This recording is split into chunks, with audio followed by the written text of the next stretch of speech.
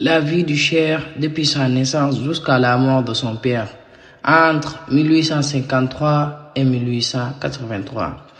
En ce qui concerne cette date de naissance, l'on dit qu'il naquit en 1272 de l'Hégire, entre 1852 et 1853 à Mbacké Bawol, dans la maison de son père située près de l'actuelle route de Dakar. À ce propos, l'érudit Al-Haji Hamid, fils d'Ousmane de Pout, dit: le serviteur naquit en l'an 1270 d'un père observant la loi de l'élu. Il retourna à son seigneur dans la nuit du mercredi 20 Muharram de l'an 1346, âgé de 74 ans. L'on dit également qu'il fut âgé de 72 ans. Que Dieu réalise nos souhaits et nous réserve le meilleur sort. Ahmadou Bamba passa les premières années de sa vie dans la maison paternelle. Il ne la quitta qu'à l'âge d'aller à l'école coranique. Pour ce qui est de son nom, il s'appelle Ahmed, fils de Muhammad, fils de Habibullah, fils de Muhammad, le grand-fils de Habibullah, fils de Muhammad al-Khair, c'est Muhammad, le grand-père, surnommé Maram, qui construisit en 1780 le village de Mbacké Bawol. S'y installant son fils aîné, Muhammad Farimata, et retournant au Jolof où il mourut. Quant à ses origines, ses ancêtres furent des Toucouleurs qui quittèrent Fouta pour s'installer au Jolof. On dit communément qu'ils étaient venus de la Mauritanie. Leurs cousins restés dans cette contrée sont appelés Alumodi Nalla. L'on dit qu'ils sont des sérifs. Mon frère et maître Mokhtar Bintelo, fils d'Ibrahim, le Cheikh Nomré, m'a appris qu'Ahmadou Bamba lui avait confirmé cela. À ce propos, il dit: j'étais avec lui un jour et au cours de notre conversation, nous avons parlé de cette tribu, mort considérée comme shérif.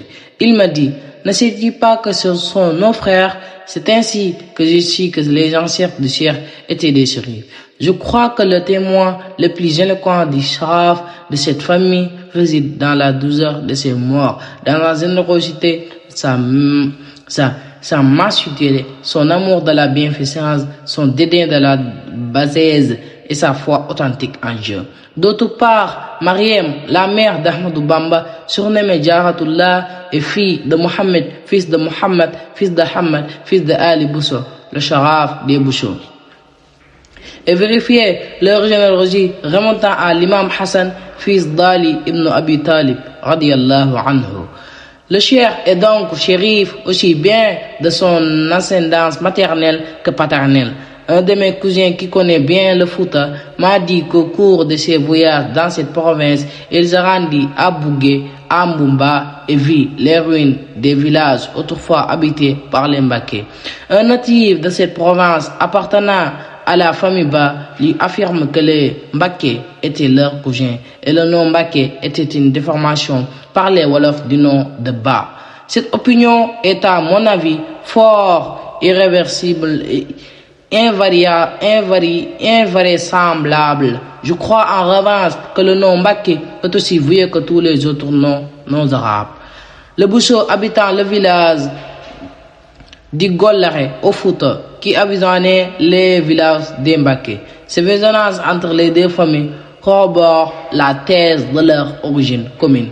Provenu à l'âge d'aller à l'école, Ahmadou Bamba fut confié à Mohamed Bousso, le frère germain de sa pieuse mère, qui l'initia au livre sacré, puis l'envoie auprès de son oncle Tafsir Mbacké Ndoumbe, fils de Mohamed Sokhna Bousso, fils du précité Mohamed le Grand, qui était le frère germain d'Astawalo Mbacké, la grand-mère maternelle d'Ahmadou Bamba. Tafsir et son élève passaient la saison sèche à Mbacké et l'hivernage au Jolof. À la mort de son maître, Ahmadou Bamba avait presque maîtrisé le Saint-Coran.